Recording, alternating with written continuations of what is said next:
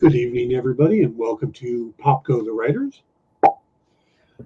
Tonight we're going to have a interesting show. We're going to talk about the latest on Jonathan Majors.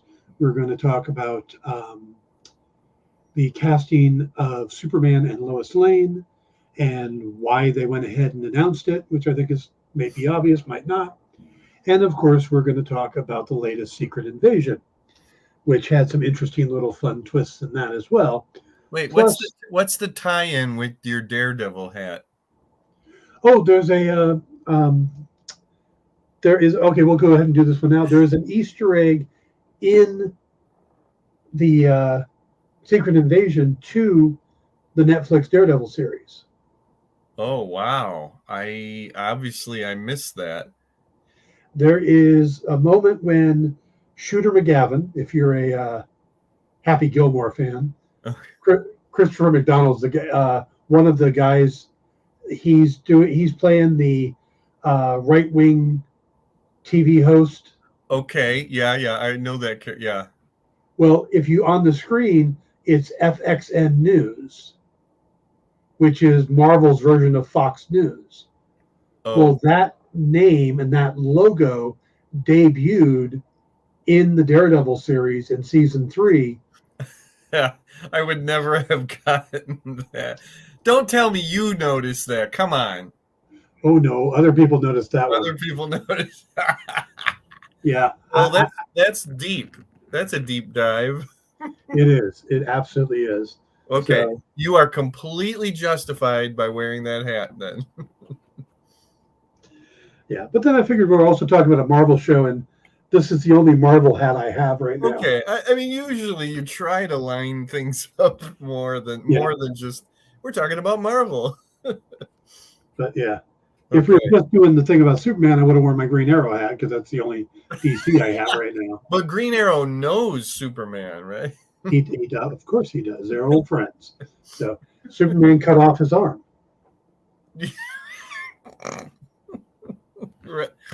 In another universe, yes. Yeah. In one version, I think it's no. Oh, what? And there's a Daredevil connection there, right? To Frank Miller. You talking about something that happened in Dark Knight Returns? Isn't that when he gets? No. Actually, that's later on when the Parallax story.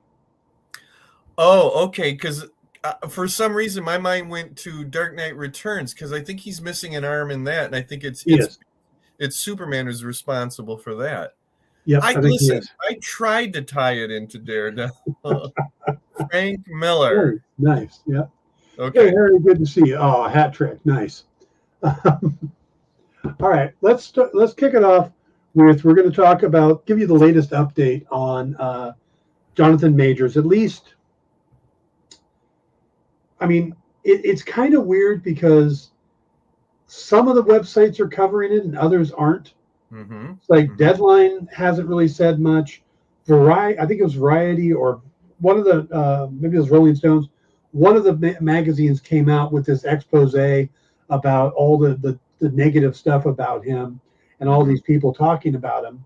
Mm-hmm. But a story that hit like People magazine and a few other websites, and it includes a quote from his lawyer, is that he has filed charges against the woman in question, the woman that he's supposed to have hurt.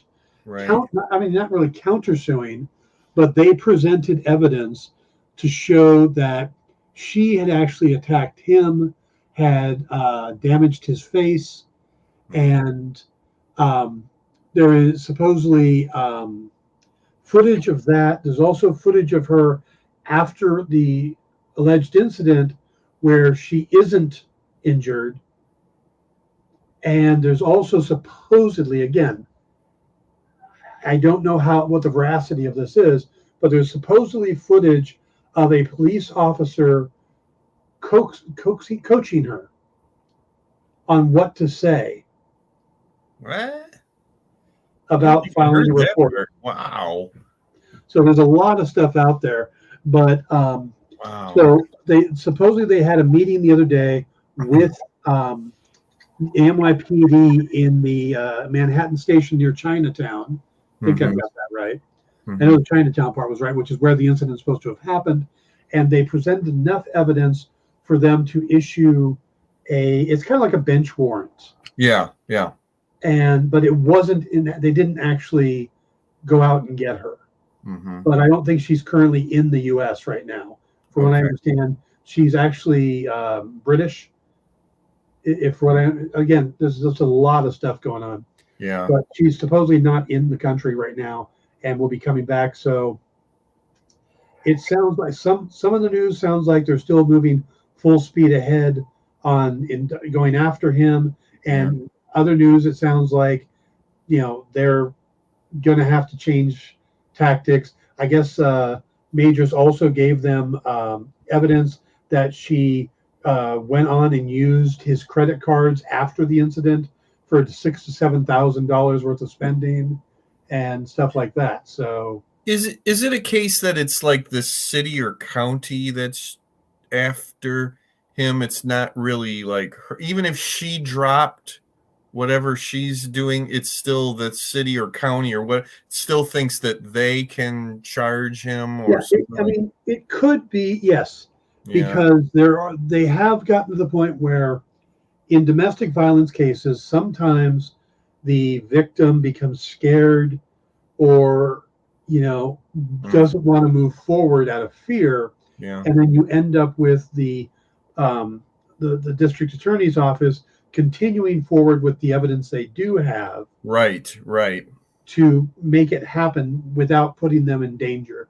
So it right. is a possibility that may be what they're trying to do, Yeah. but it could also be, and I hate to say this, but it could be a DA practicing politics Yeah. because they put away Jonathan Majors, a big rising star. Yep. Yep. So What do you think about Disney withholding the making of Quantumania supposedly because of all of this? I I mean, I think they're acting with an abundance of caution, hmm, because we're not that far away from the next court appearance. okay. That's August 3rd, so we're a month away. If they hold on to it until after that, they might have a better idea. And maybe they do think that this is going to clear up. Maybe and again, all speculation, but maybe the lawyers showed Disney and Marvel, Hmm. look, this is the evidence we're presenting, Yeah. and I mean, maybe Marvel's like sees enough that they're going to ride it out. yeah, they do have a vested interest, Oh yeah, in it. And I know I'm pretty sure we talked about this before that there's probably things in his contract about he has to be an upstanding citizen, or you can't get into trouble or something, oh yeah, along. yeah. There's probably there's a term for it, and it just slipped my mind. Hmm. I know what you mean. I can't think of what it's called Yeah, either. a decency clause. Yeah, yeah. So, What a story. Whew. yeah, I'm still hoping because I'm hoping this turns out it's just a he said, she said, Hmm. and Hmm. it ends up going away because there's a lot of people involved, Yeah, you know. yeah. And the ironic thing is that he's now dating another actress. I think her name is Megan Good, and she played in Shazam Hmm.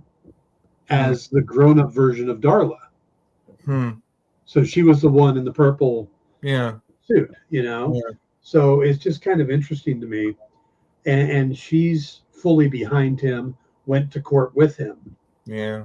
So, I Wow. mean, it sounds like, you had some initial turning against him, but that seems to have stopped. Yeah, yes.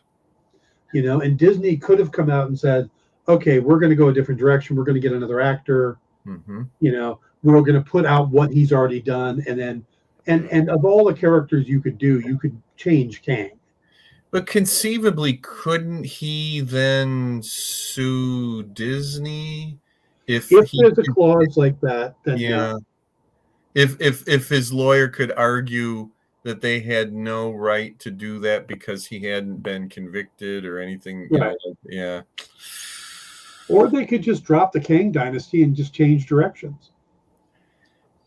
You could still do Secret Wars, but what if you suddenly make it Doctor Doom? Yeah, ouch. I mean, yeah, I'm sure this is all the things that are going on, you know, in boardrooms and wherever else, you know. Marvel has a plethora of villains that they could switch to. Sure, sure. So, or I they think could just change Kangs. it just looks so bad, you I know, do. for them. The Uh, best thing for most of, I mean, I don't know what the situation is. I don't know. I mean, mhm, if he's guilty and they can prove it, then yes, let's either change Kangs or change the character to somebody else and move on. We don't, you know, but mhm. if he's not, but we should wait until he has his day in court, Mhm. which is what, what innocent until proven guilty. That's the way I it's was supposed just to gonna be, say that, right. Yeah. you know, but Mm. it's too oftentimes that it's not that way. Yeah. You got too many people convicted and, Yeah. just, If there's I one mean, thing I've learned from watching Adam 12 is that if the police can see evidence of injury on either the man or the woman or either side of the thing, then they have to, you know, they have to take everybody in. yeah. Hmm. Yep. So we'll have to wait and see. But August 3rd is the next court date. Mm-hmm. So Okay. I Yikes. know what I hope, but it's a selfish hope.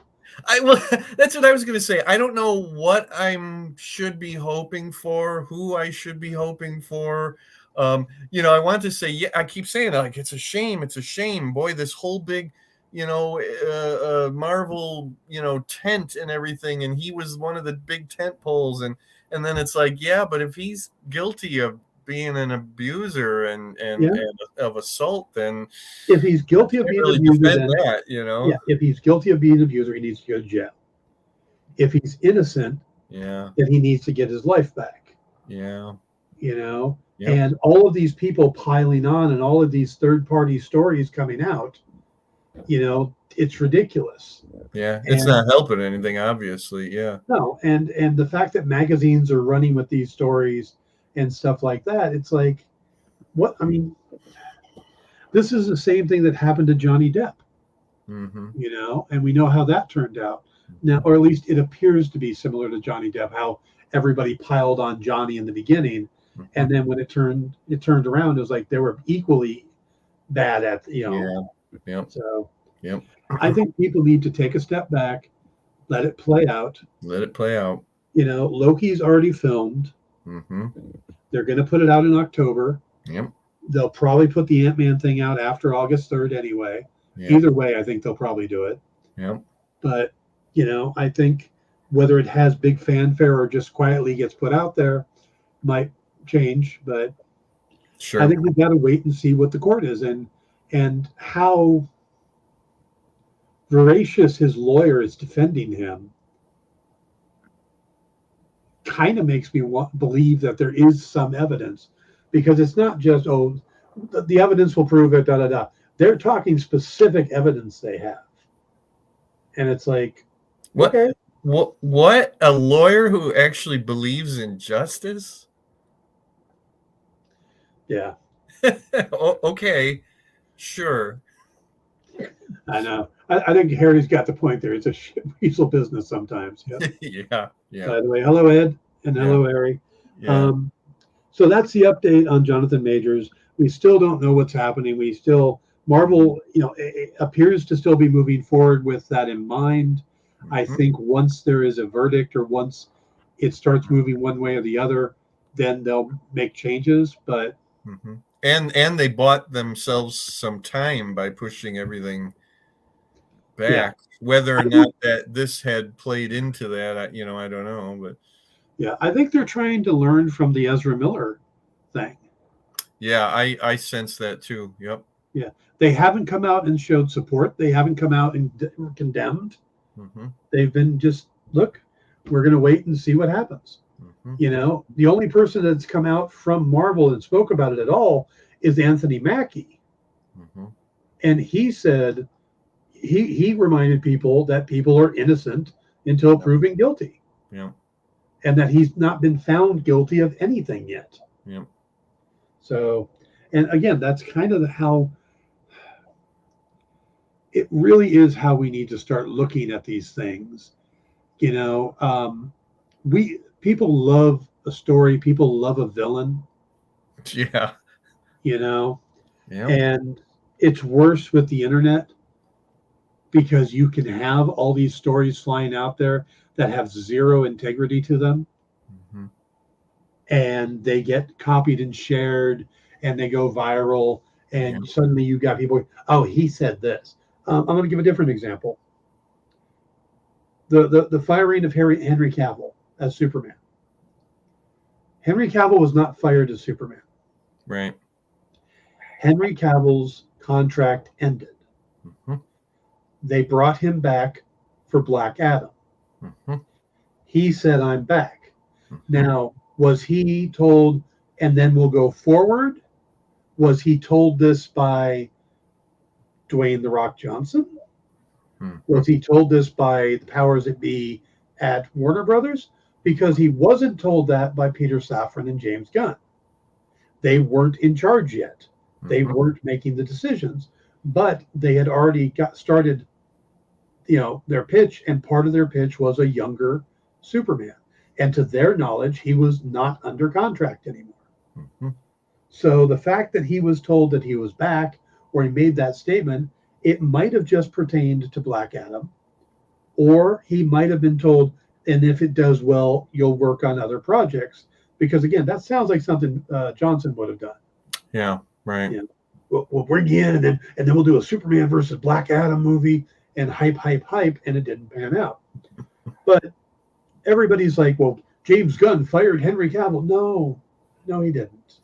It makes for a good headline, though. But it does. And there are so many people out there who are angry at James Gunn and Peter Safran and saying, oh, their movies are going to suck and all this stuff.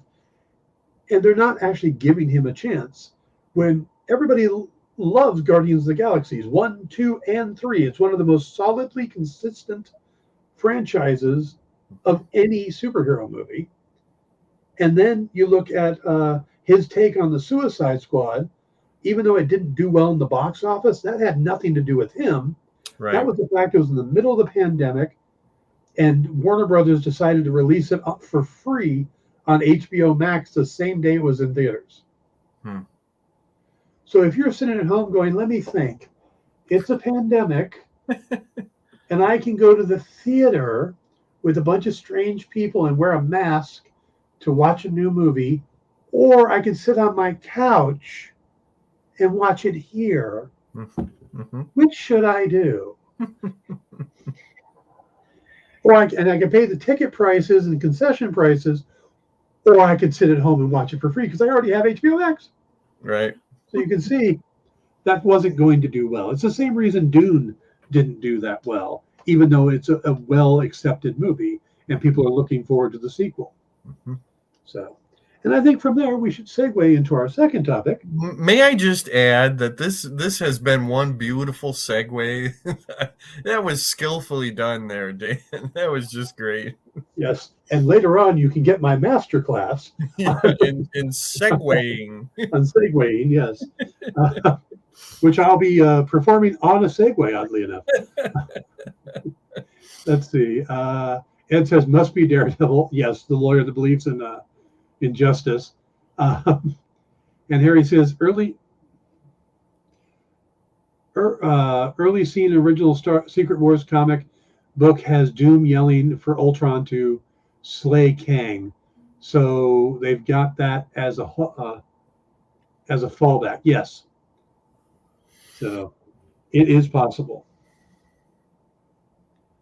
So, all right, we're going to move on to the casting of David Corenswet, and I've been working on that name. And 1 second, please.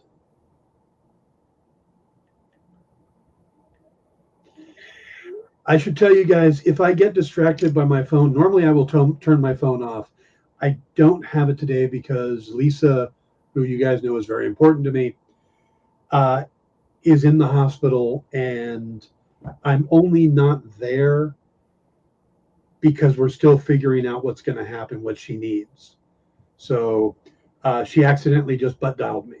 So she was saying that. So I was just telling her it's okay. But so if I suddenly drop off the screen and Jim's talking alone or something like that, it's because of that. So, but Yes, at the moment, and have mercy on me, yeah, faithful viewers. yeah, at the moment she seems to be doing well. They're still running some tests, but so all right. So let's go into David Cornsweet, Yeah. and you kind of need to pronounce the E in Cornsweet, because if not, it's David Cornsweet, and Cornsweet sounds like something you get. It's pretty hot this summer. Even the corn is sweating. But you know what? It sounds very Kansas Smallville. It does. It absolutely does. It's very earthy. It's very down to earth. So I think it's good, and I think that played into their decision. It almost sounds like something Lois Lane would call Clark Kent. Yeah, well, hey, Cornsweet, come here. You might see that in the movie. That would be funny. You know what I love about this story? It to us here on the outside, it seemed to happen overnight. It seemed like one day we were told they started, looking at people, and like 2 days later, we have him. Yep. When this thing's probably been going on for a while now. Yeah, I've been following the story, and there was 3 actors they brought in and 3 actresses. I'm going to try to do all the names off the top of my head. One, I believe, is Tom Brittany. Nicholas Hoult, who of course played the Beast in the X-Men movies, and David Cornsweet. And the actresses were Emma Mackey, Rachel Brosnahan from Mrs. Maisel, or the Marvelous Miss Maisel, and I want to say Phoebe Devanore is the third one. And the reports that came out was that they had paired everybody up in almost a Lucas way. Yes. You know how George Lucas had 2 different casts that he was looking at, and they were set together. Yep. And I mean, I'm pretty sure Christopher Walken was the Han Solo in the other cast, which is so mind blowing. But boy, did we dodge a bullet? I think. I've got a bad feeling about this. It's more Shatner.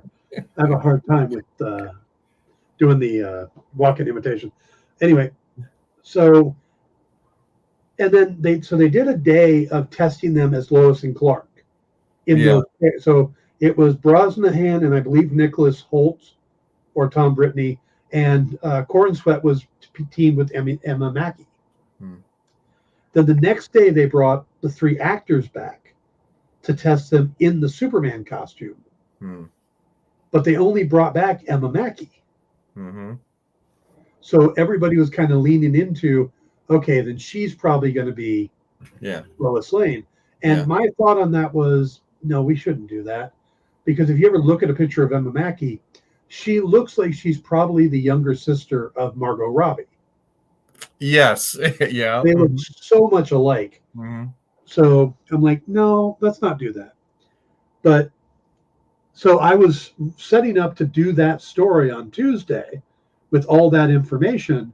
And about an hour before my Tuesday show, they announced, oh, we're going with Cornsweet and Brosnahan.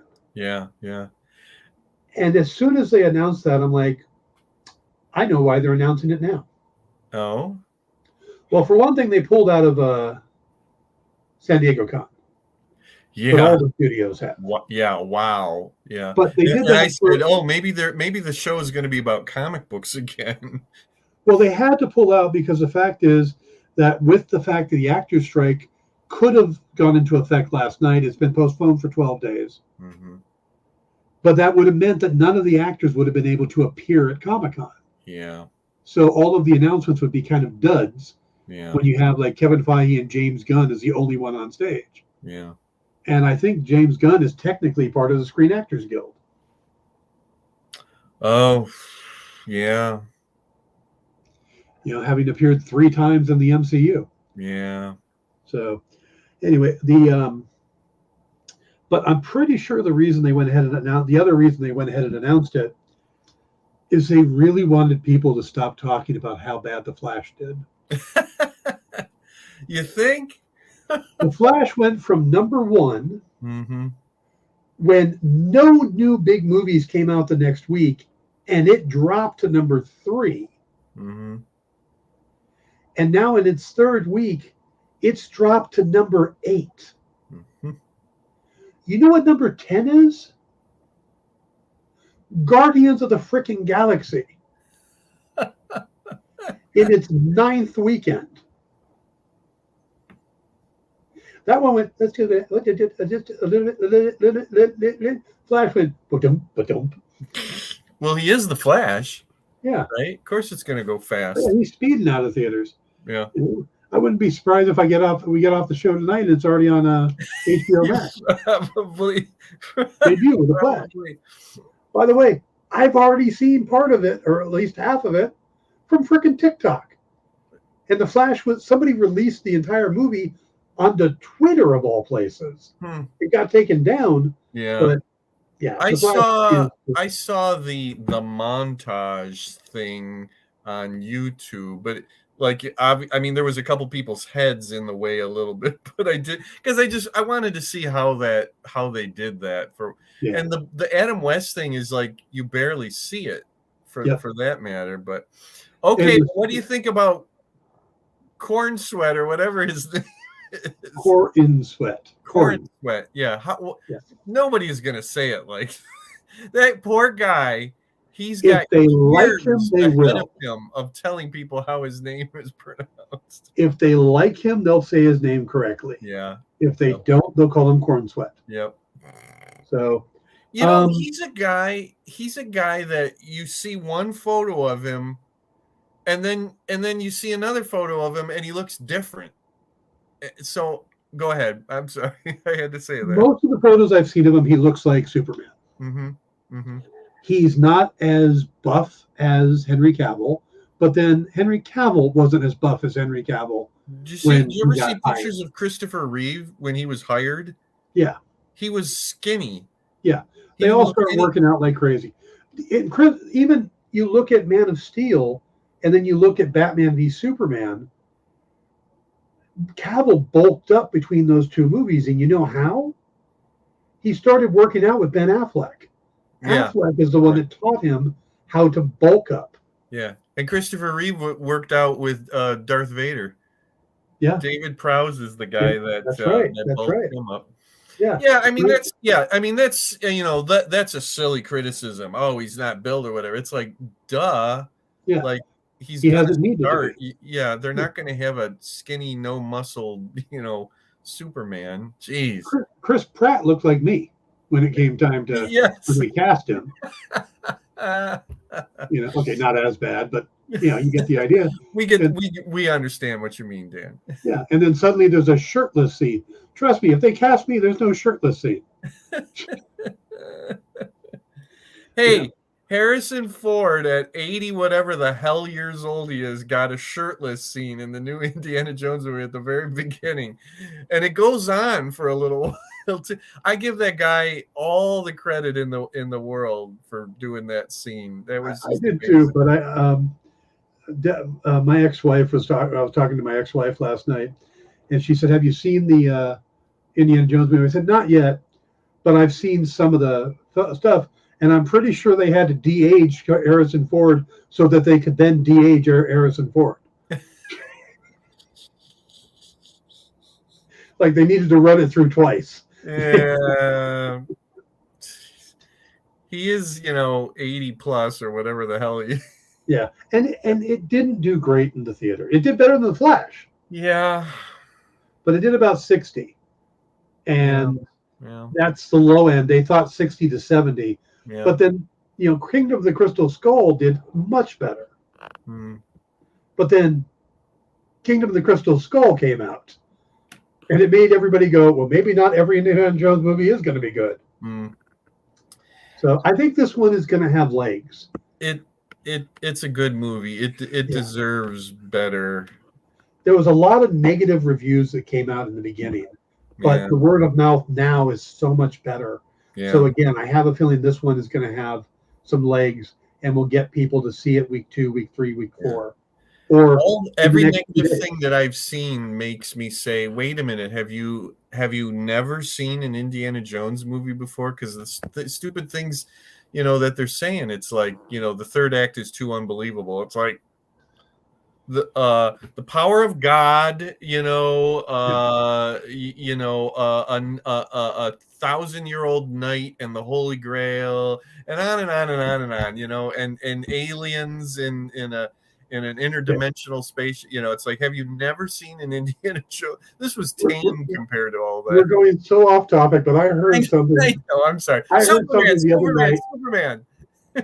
I heard something the other night about Indiana Jones that I absolutely loved. Because the theory that Raiders of the Lost Ark would be the exact same movie if Indiana Jones never showed up.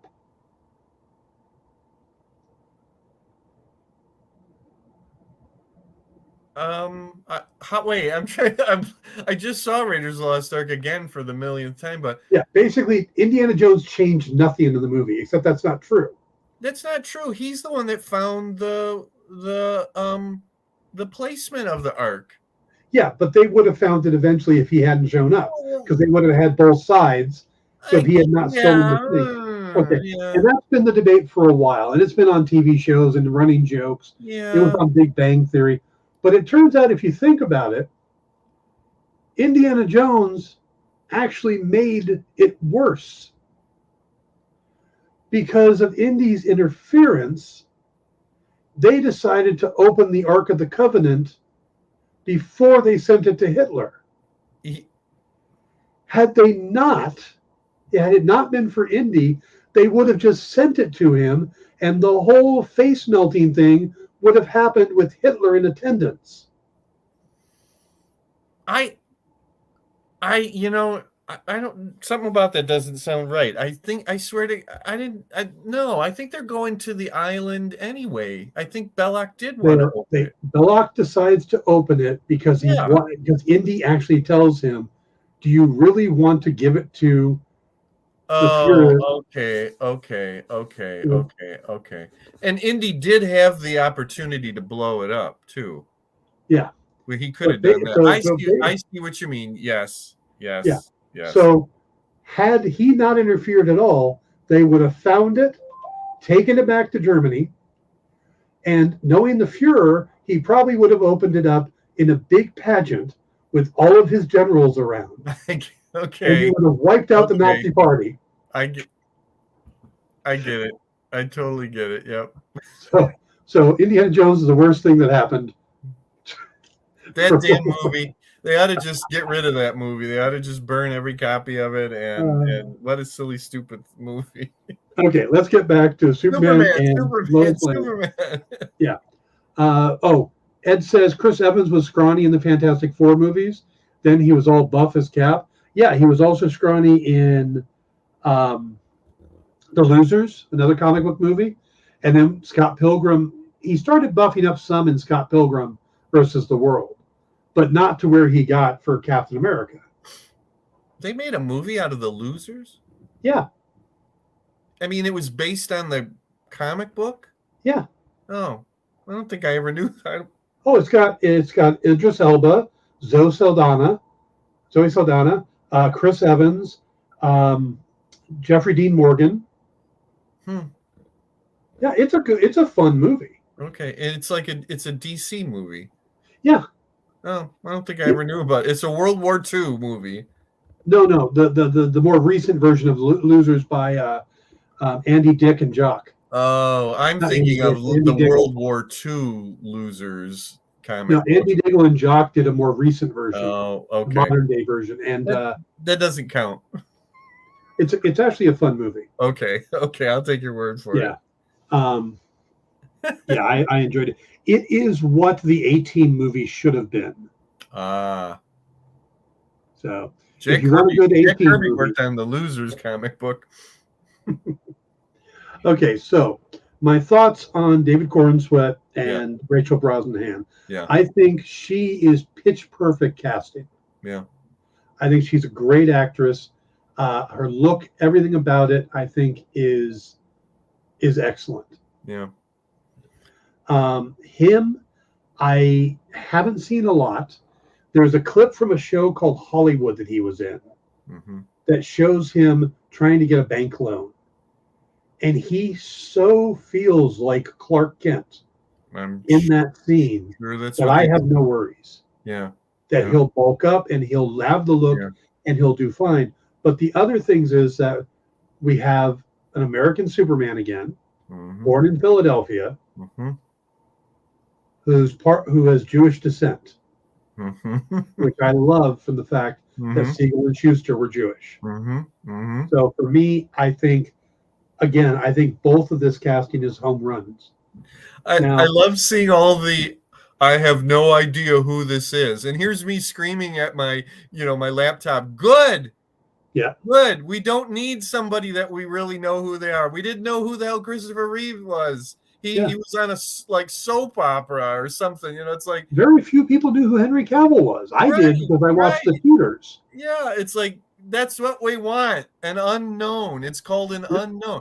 Now, what I thought was interesting was I saw a lot of people saying that about her, but she's from that Miss Maisel that I thought everybody knew and loved. So that's one I didn't get. She's won awards for it. She's won Emmy.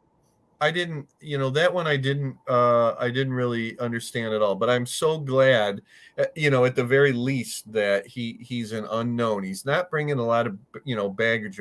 He's not Ben Affleck as Batman. Yeah. Hey, Ben Affleck was the bomb in Phantoms, yo. That's not for you. That's for anybody who's a Kevin Smith fan. Okay. All right. Good. I was trying to roll with it. So yeah, I like the casting. Now I want to put aside that for a second. I am a huge fan of Henry Cavill, not just in Superman. I thought he was a great Superman. I don't think the scripts were up to his ability. I like the cast that they put together for the most part of the DCEU. Momoa, Affleck, Gal Gadot, and Henry Cavill, to me, were all great castings. Ray Fisher, I could have gone either way. I don't think he had enough to make him stand out. I'm not a fan of Ezra Miller and his take on Barry, or their take on Barry. Yeah.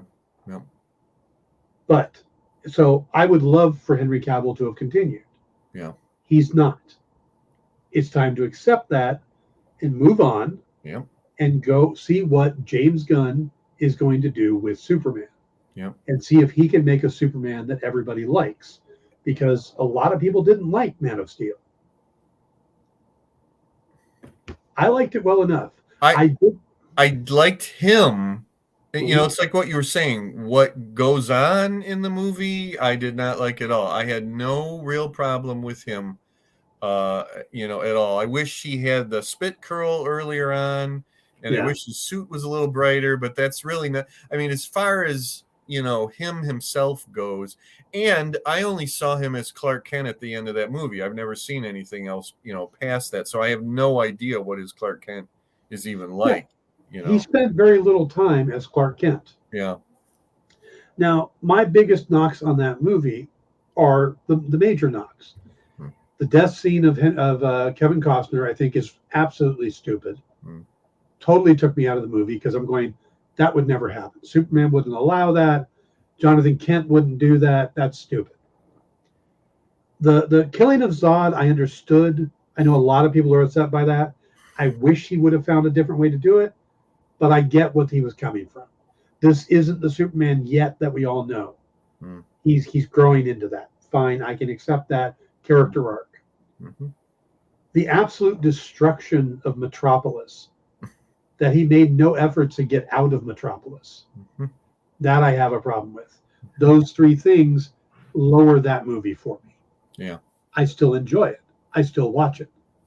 But I get people who don't think that though that's their Superman then. Yeah. So I like everything that James Gunn has been saying so far, about Superman and what they're going to be doing. I think I did see a quote from Corna Sweat about being positive. Wasn't there some quote about it? Yeah, this was an older quote he had done. Oh, okay. Oh, when Henry Cavill was still Superman. Okay. When they first talked about, because he's been kind of fan casted as Superman for a couple years now. Well, that's good then. Yeah. So somebody asked him, and he said, "I love Superman. I love the character, and he says I love what they've done with Man of Steel and what Henry Cavill's doing, but I hope that whatever the next iteration is has more hope." And yes, that's the one. Yes, that's the one. Hey, speaking of Henry Cavill, has he come out and made any statement about the casting? He hasn't. I wish he would.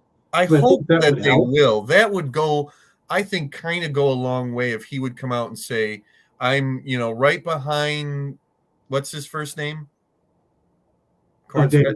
David. I'm in David's corner. I wish him all the best luck, and I'm I hope everybody really supports him.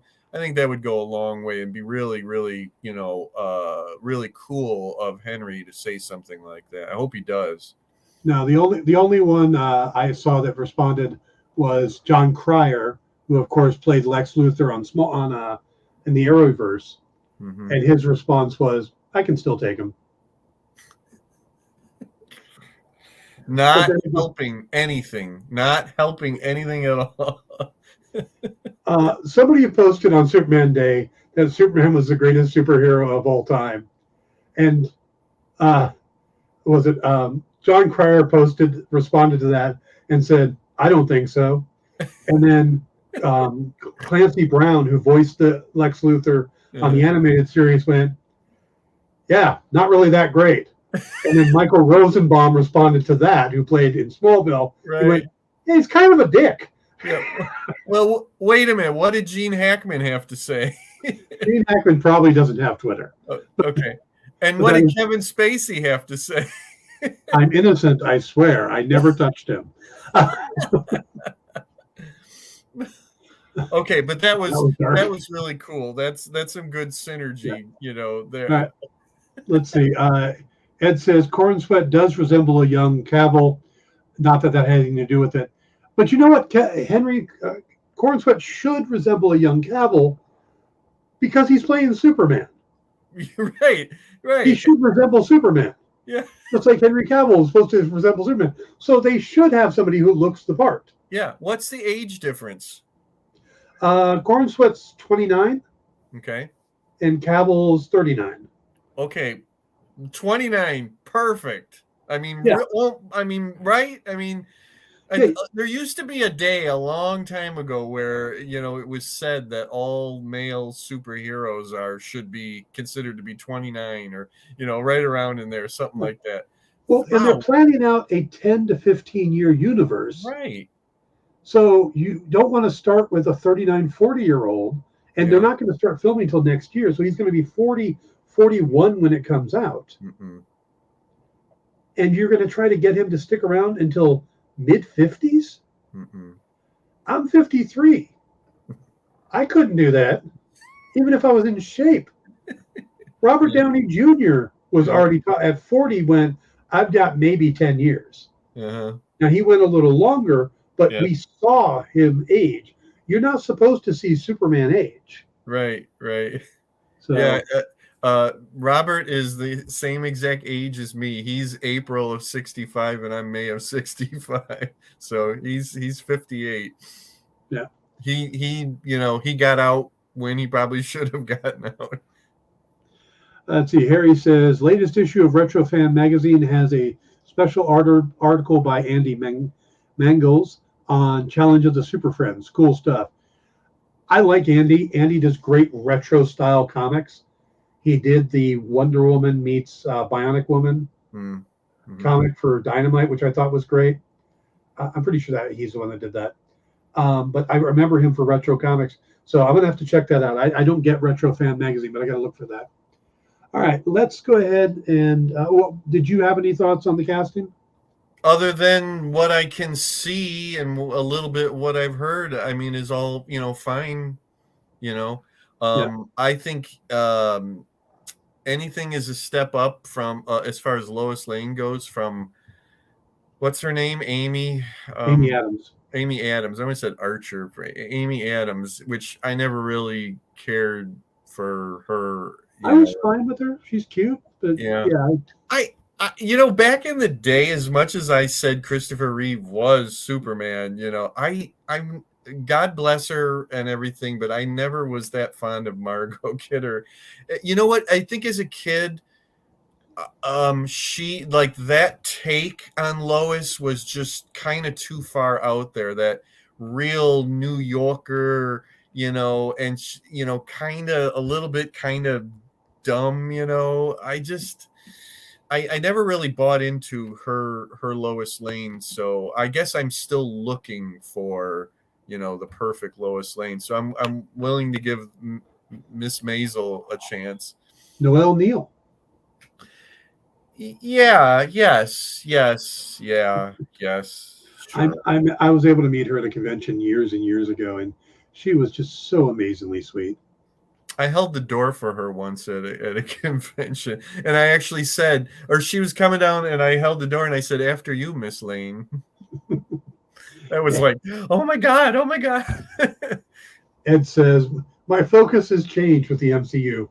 When it was building, I was all excitement. Now you say a 15-year plan, and I wonder if I'll still be alive to see it. That sucks. Mm-hmm. I feel you. I feel you, Ed. Look at all we got, I mean, that just means that the next generation is going to get hopefully what we got. I mean, I know, I think of that same thing, but I can't complain. I got 15 years of the Marvel, cinematic universe, and just amazing, that I was there for everything from Iron Man up, to in Endgame, is just amazing. And anything I'm getting now to me is just icing on the cake, Yeah. And I'm taking it a film at a time, and just being thankful that I'm here to get more, And if they had stopped at Endgame, I would have said, wow, how lucky am I to have been here for all of that, something I would have never have imagined as a kid. There's some people think they should have stopped at Endgame. I'm not. Yeah, I hear you, but I mean, I still don't feel that way. I'm not getting the thrill that I'm getting, and I don't see the focused end game that we were going toward, but I'm still enjoying it. It's like in a different way, Yeah. But we didn't really see the focused end game in the first phase, and even in part of the second phase. Well, we did see the focus towards the Avengers.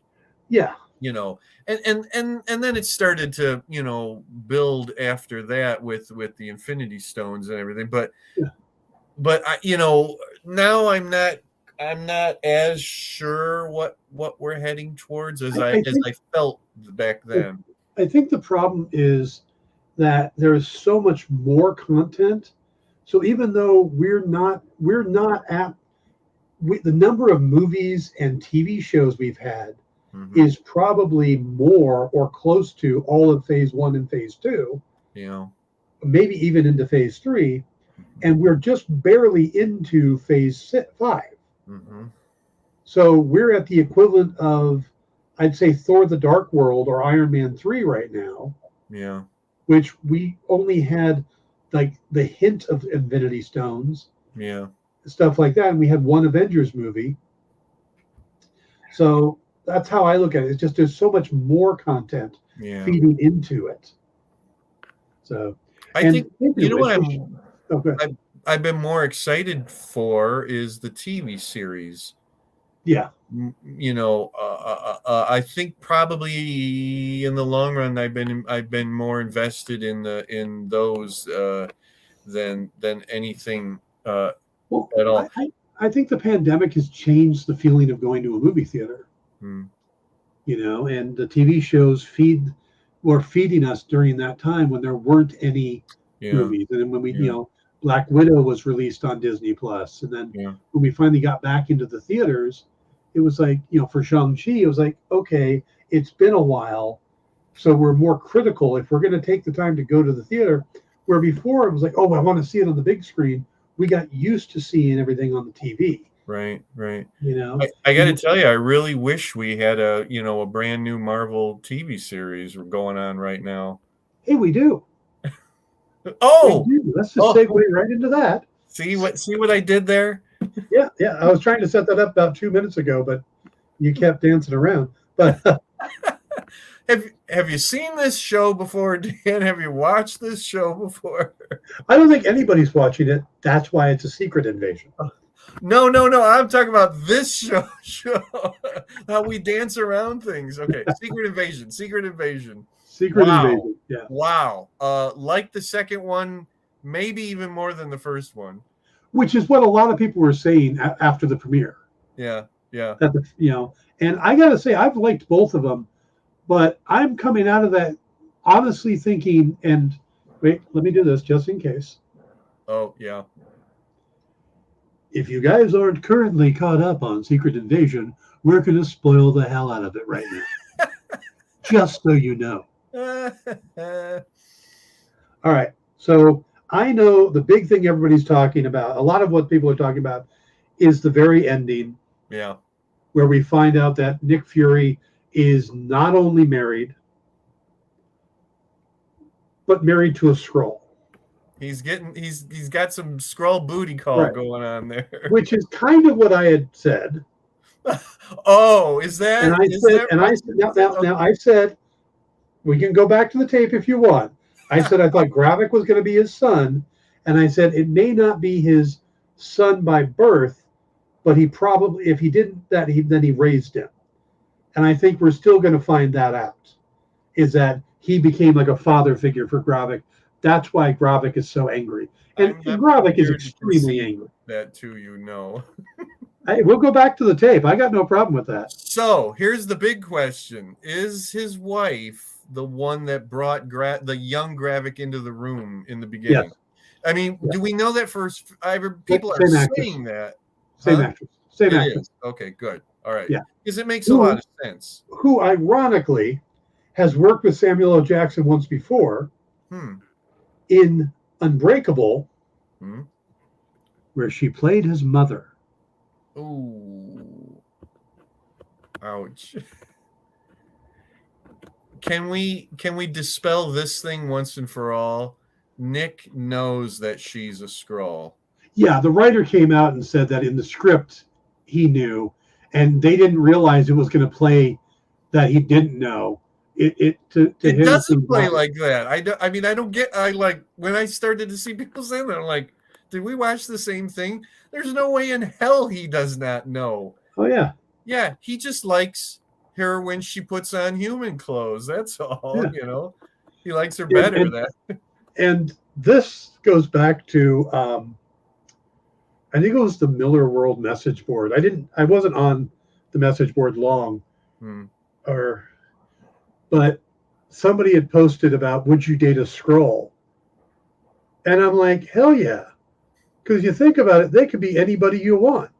One time they're Mila Jovovich, the next time they're Margot Robbie. And I didn't say Margot Robbie at the time. This was a while ago. Yeah. I said, and on Friday nights, it's B. Arthur. That floored the chat. I bet. Somebody did a song parody of "Don't You Wish Your Girlfriend Was Hot Like B?" And it started becoming a thing on the board. So I'm like, you're welcome. But I'd like to call out the incredible scene between Don Cheadle and Samuel L. Jackson. Yep. Wow. It's funny how much I loved it, but how much it also made me uncomfortable as a white guy, which I think it was probably supposed to. And then I thought it was amazing that like other people could watch it in a different way than me, coming from, my background. But the scene starts and here's me going, oh, wait a minute.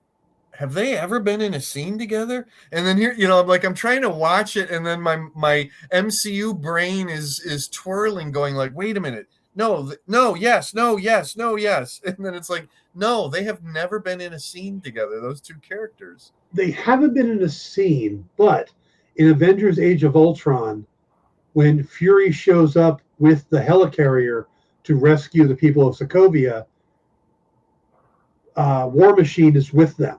Okay. And then joins the fight from the helicarrier. Okay, but they've never actually, they might never even have been on set together, like that. Maybe not. Yeah.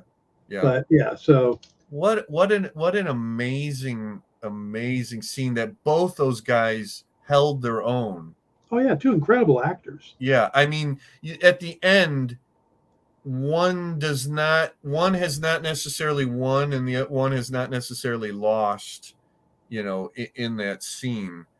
I just, and that was coming off of the scene between Talos and Nick on the train, which I thought was great enough. And then we get this scene with Rhodey and Nick.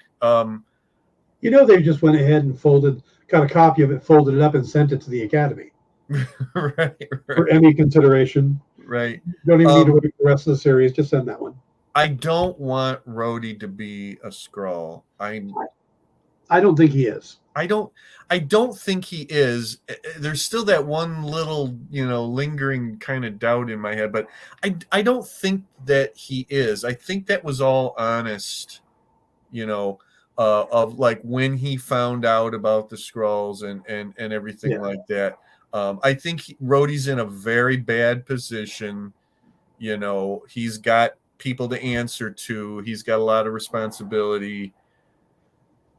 I don't think, and this is just my gut feeling with the way Marvel does things in the movies, I don't think we're going to get that moment where we find out that someone's been a Skrull for a long time.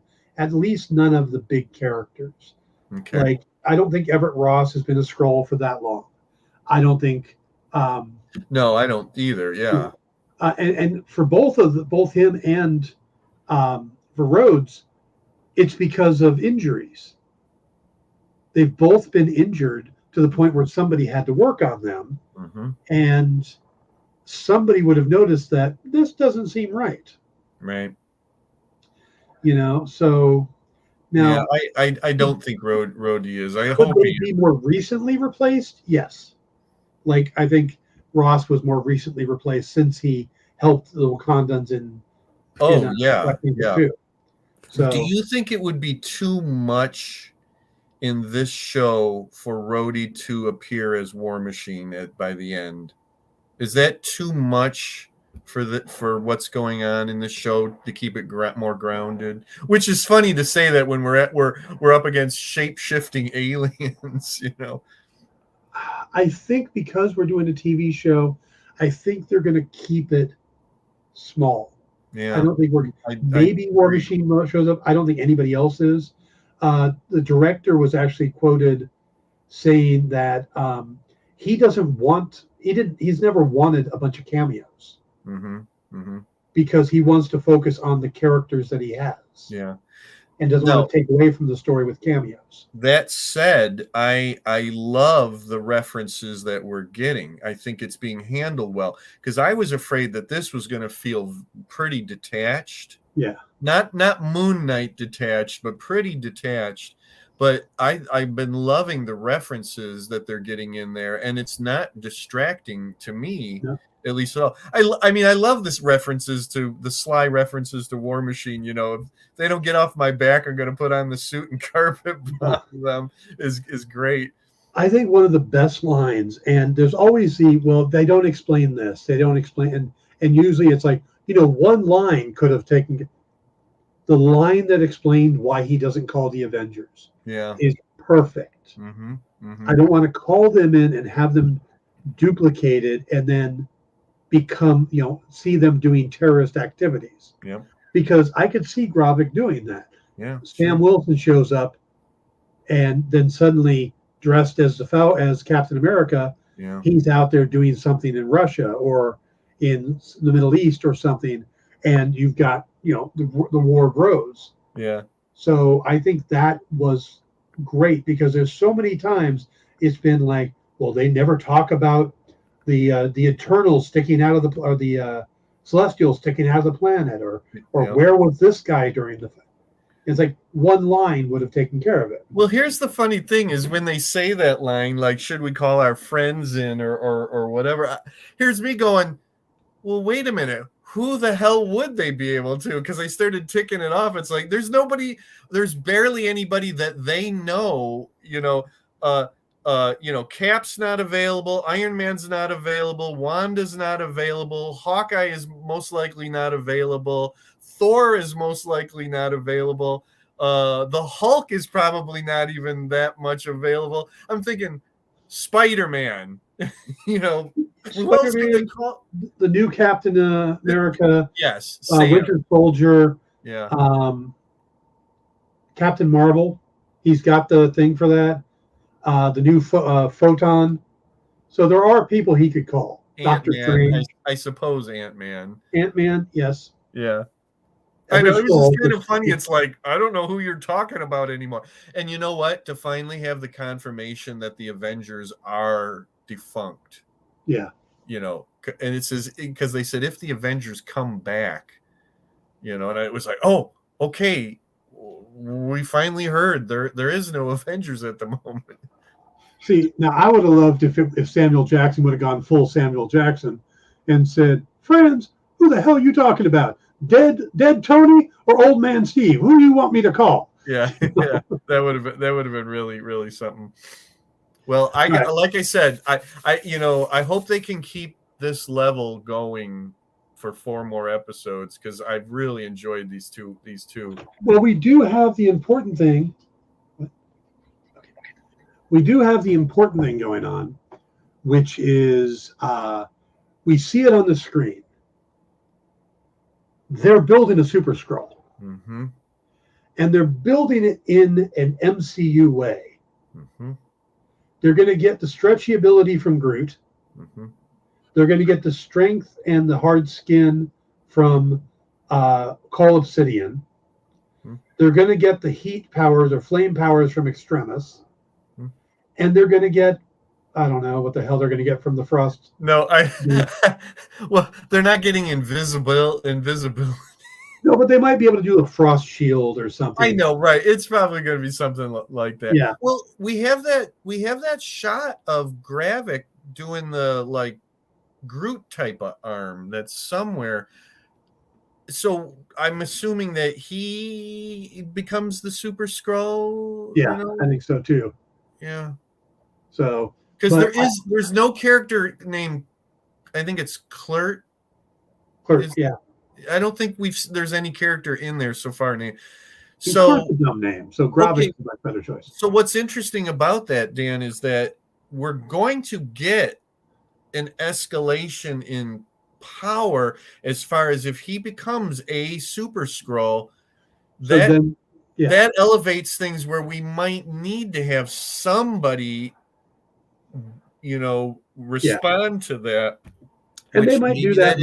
Maybe that's War Machine. Yeah. It's War Machine, or they call him Moon Knight. Who knows? Moon Knight be taken down in a moment by Super Skrull. He's got the power of God. Come on. It would have to be War Machine, but that's just me. I just would love to see the look on Nick Fury's face if Khonshu suddenly showed up. I don't get paid enough for this. So Harry says, okay, Magnus Pym, time to look out for the little guy. Nice. Straight from the movie. But yeah, so I love the fact that they pulled these leftover threads, because a lot of people have talked about at the end of Thor: The Dark World, didn't the Frost Beast get loose on the planet? What happened to that? And nobody ever talks about that. That's another one of those, and now all of a sudden, oh, we know what happened to him. He got taken down by S.H.I.E.L.D. or by somebody, and now they have access to it. Mm-hmm. Or what happened to Cole Obsidian's hand when it got chopped off? Right. Yeah. Were there any of the Extremis people left over? Well, we knew they were because we saw one in Shang-Chi. Mm-hmm. So now we know, okay, they got a hold of that. And, well, Groot was dropping limbs and stuff in the Wakanda. Battle of Wakanda. So, Yeah. yeah, I think it's just fascinating as hell. It that they're really, it really, really is. Yep. Yeah. To me, that's like, well done. That's just Somebody did their homework. exactly. I would love to be one of the researchers or whatever that assists like the people who write the scripts, not only digging into the comics and pulling out names of characters that they can use, but then also now going back through 15 years of movies and having little, like, or like, the script writer saying, can you quickly watch Iron Man 3 and tell me this or that about Extremis? It's like, yeah, sure, no problem. Yeah. Well, and there's obviously somebody who's doing that, because even look at Quantumania, where they get Krylar, which is the name of a one-time villain from a Hulk comic where he was in the Microverse. It's like, oh, we're going to borrow this guy's name. Yeah. And they don't have to do any of that stuff. I mean, yeah, they literally probably call up Marvel and go, I need a scientist who's a specialist in this and this, and can you give me a name? I mean, they don't have to pull from the comics, because there's only, a couple thousand people who will know that name. But that's the lovely thing about it, is when they get those little deep dives in there. Oh yeah, absolutely. And then you get all the YouTube channels going, who is Krylar? Yeah. Yeah, right. Krylar, total fail of this movie. It is almost disappointing that Rosa Dalton and her husband, who are the scientists working on the Super Skrull project, aren't anybody. There's no comic history of those two characters. Yeah. It's like you couldn't find a stray scientist name that we could then dig into and put up comic covers and sure pictures done by Herb Trimpe or Dick Sprang. Yep. Frank Springer. I don't know. That's fine. So yeah, I thought the second episode was really, really good. I thought the two scenes you mentioned, the one between him and Talos, and then the one between Rhodey and Fury were both awesome. His reaction after leaving, after doing that, I'm Nick Fury. Even when I'm out, I'm in. And then he went over and just sat on the bench going, oh my God. What is going on? I was fired. I gotta get unemployment. Is Talos the big bad?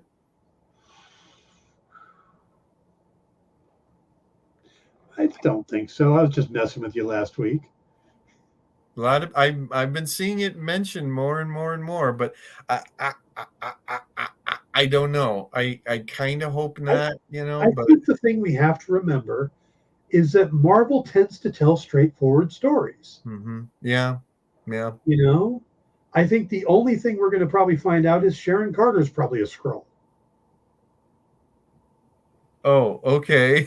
Because then the whole power broker thing suddenly makes sense. Yeah. I never thought of that. Paul Story will be happy. And anything that makes Paul Story happy is good. When she came out as the power broker, I could see the light in his eyes dying just a little. It was a sad day in the Story household. I don't know. He just needs something going for him. Maybe he'll enjoy the new Superman movie.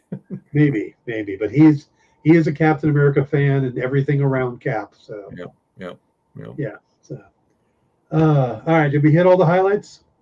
Oh, real quick, Harry. I believe X-Men '97 will be out next year,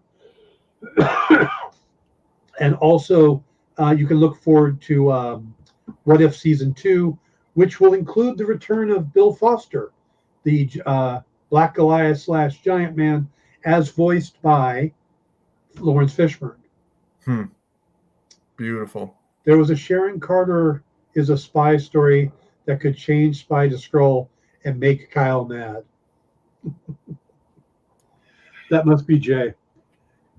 Oh, Jay's probably, before I forget, Margot Robbie is not going to be Sue Storm Richards. yeah. So the latest news, and we might as well cover that. We can run long. Doesn't matter.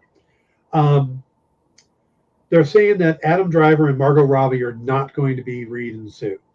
So the rumored leak is now rumored to not be real, or that it didn't happen. So the people that came out and said this is their cast is just working out the deal are now coming out and saying, no, not so much. And supposedly the names now are Matt Smith from Doctor Who as Reed. No. And he's 40 years old now. I could kind of see it. No, but he's a doofus. I'm sorry, Matt Smith, but yes. he is no. But I will tell you this: I would rather see him than Adam Driver.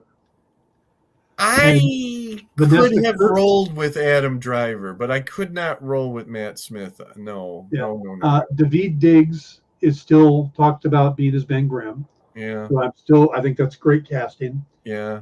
And Vanessa Kirby as Sue Storm, and I cannot remember the name of the new guy they're talking about for Johnny, but age-wise, Daveed Diggs is 41, Matt Smith is 40, Vanessa Kirby is 35, and the guy they're looking at, Johnny, is 29. And to me, that's actually a good age range. Yeah. For the Fantastic Four to have at least one or two kids. I'm glad if there was any veracity to Margot Robbie, consideration, I'm glad that didn't go forth, because we don't need the baggage that comes with Margot. No, you know what I mean? No, all people were just saying was she looks like Sue Storm. I mean, yeah. She's in too many other things. She's too ingrained with the DC universe, and it's Ben Affleck as Batman. Margot Robbie, we don't need that. We need more unknowns. Jay's comment. I just don't like the way he looks. I know. He's not Reed Richards. He's goofy Doctor Who, but he's not Reed Richards. But see, I have an easier time with that than I did Adam Driver, because Adam Driver to me is just the wannabe goth Darth Vader. We're not going to do this. We're not going to do this now. He's a whiny little goth. Okay. Oh, Grandpa, they don't understand me, Mom and Dad. Oh. That's exactly what it was supposed to be. You're right. That's exactly what it was supposed to be. I never thought that was supposed to be, because nobody would actually mean for it to come out that way. But that's how it came out. No, it was designed that way. It was he was a Darth Vader wannabe. That's exactly, and whiny, just like Luke in the beginning was whiny. No, you can't be my father.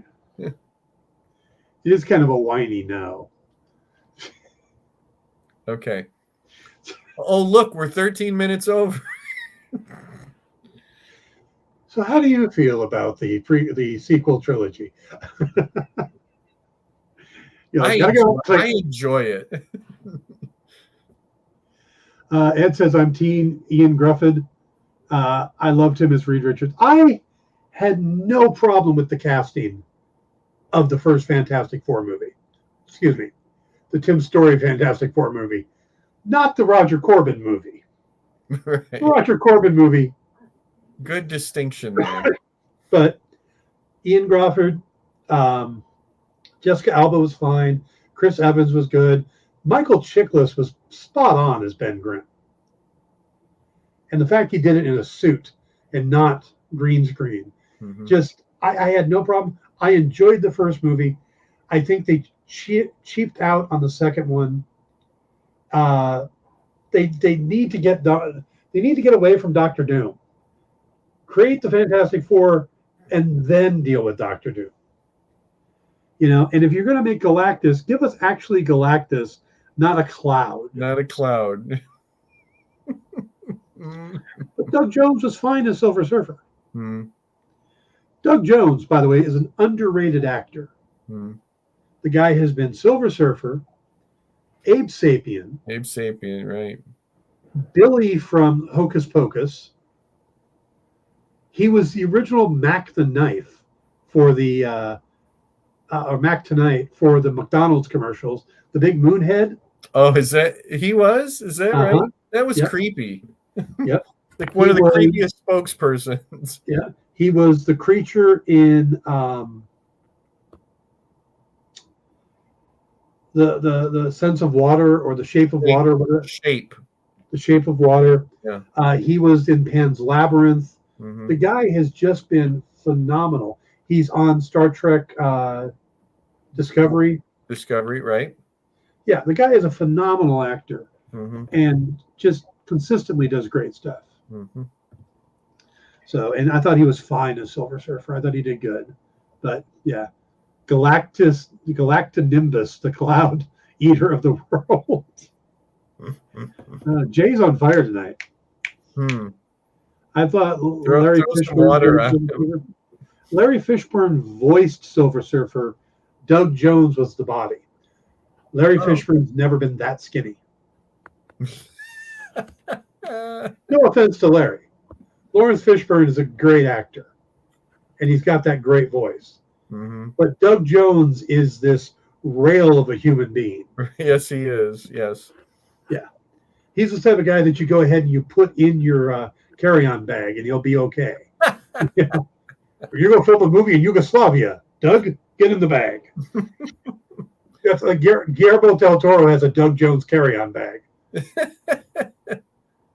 When the clock strikes mid, baby, time to head for Golden Light. Yes, he's quoting Mac Tonight. I love it. And he says, "Oh, okay. I just assumed that Surfer was CG.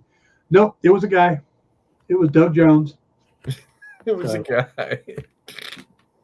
All right, I think we're going to wrap it up there. It was a good show. Thank you all for tuning in. Ed, Harry, Jay for popping in. And we will be back next Sunday. There will be no Dan Wickline show on Tuesday for the 4th of July. I'll be celebrating in my own way that I do for 4th of July, which is I watch the musical 1776, and then I follow it now with Hamilton. Okay. Which I do recommend for everybody. 1776, the musical, if you haven't seen it, is freaking brilliant. It has William Daniels, the voice of Kit. It has Ken Howard, the White Shadow. It has James Noble, who played the governor on Benson. Mm-hmm. It has Henry De Silva. It has the bartender from Northern Exposure. And it's just, there's some great songs, funny stuff, a lot of innuendos, a young Blythe Danner's in it. So if you have not seen it, I recommend it. It is a great 4th of July movie. Usually somebody is showing it, whether it's TCM or somebody else. I have it on Blu-ray, so I never miss it. And of course, Hamilton, which is the newer one from Lin-Manuel Miranda, with David Diggs, who's in Talks to Play Things, supposedly. That's on Disney Plus, and you can see that. And if you haven't seen that, that is just a phenomenal thing. So let's see. Jay says Dan and Kyle should do a 1776 rewatch for the Dan McLean show. I am always ready to talk about 1776, and we'll sing snippets from the musical. Oh boy, there's you don't want that, trust me. I can't sing. So, all right. So Harry, great to see you. Jay, Ed, everybody, have a great 4th of July. Jim, have a great 4th of July. Be safe. And keep in mind, if you're shooting off fireworks, keep it reasonable. There are pets who do not handle fireworks well. And you may think it's great and spectacular, but think about these poor animals who do not know what's going on, do not know what you're celebrating.